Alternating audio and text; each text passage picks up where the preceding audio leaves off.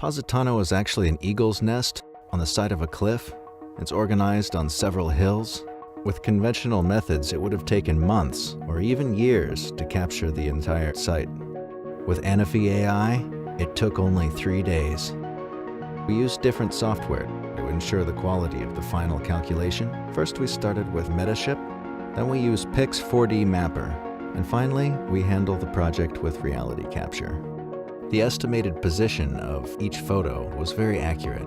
We only use 5 manual tie points in order to optimize aerial triangulation. We reduced the number of triangles to generate smoother animation by using video games and animation techniques. It's a pharaonic project. It's nearly 800 million faces for the triangulated mesh.